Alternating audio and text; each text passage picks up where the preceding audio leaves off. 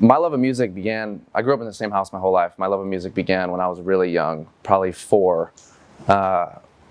My grandma gave me a cassette player, and I would walk around the house. I had one cassette, it was Jimmy Buffett, and I would walk around the house and I'd have my earphones in, and I would just like vibe out to all the Jimmy Buffett hits at the time. And then my dad introduced me to John Mellencamp, which is a Southern rock artist, and he was my favorite artist for a very long time.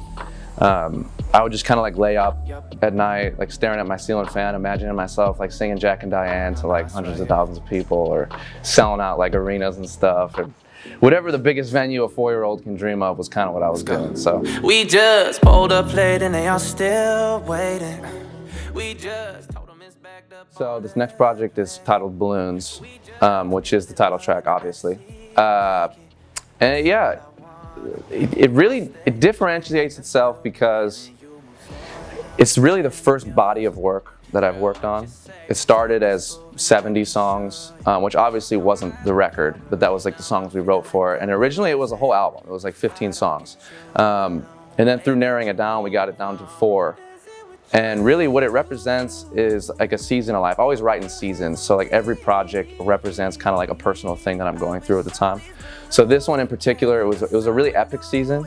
It was full of like falling in love and heartbreak and dreams that felt unobtainable, and then like seeing some of those dreams come true. So I think it really reflects in the sonics of the project. Everything sounds big. It sounds like arena pop music, anthemic. And it's got a lot of my influences in there. It's got some like R&B stuff in there. It's got some rich falsettos and some strong like ballady moments, and it's got storytelling because I grew up on country music.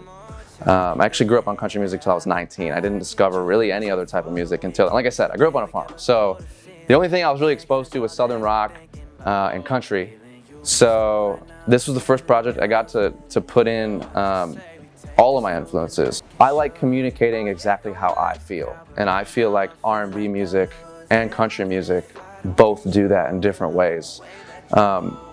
So R&B allows me an outlet to say whatever I want, sing it however I want, do whatever structure I want,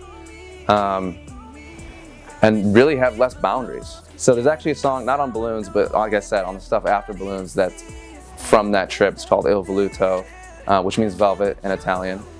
And we went to a winery, and one of the wines was called Il Voluto, and I was like, that's a fucking sick word. And I didn't know what it meant, so I looked it up, and it was velvet, and I was like, that's sick.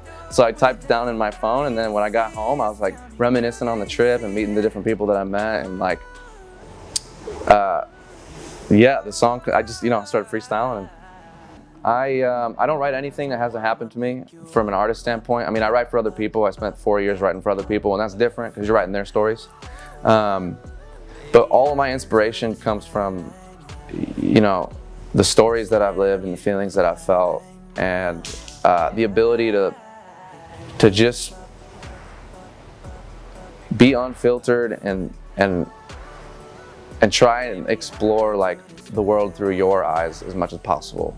And that's the hardest thing about being an artist, because at the end of the day, you want people to connect with your music, and really, music is for everybody. It's like a beautiful thing that isn't meant just for one person. So being an artist is weird because you have to be true to yourself, but you also can't just make music only for yourself, you know what I mean? And luckily I've been, for whatever reason, maybe it's my influences, what I grew up on, I've been able to stay true to all my stories and my feelings in my life and have it come out in a way that's digestible. So I haven't had to like explore, the hit factory yet.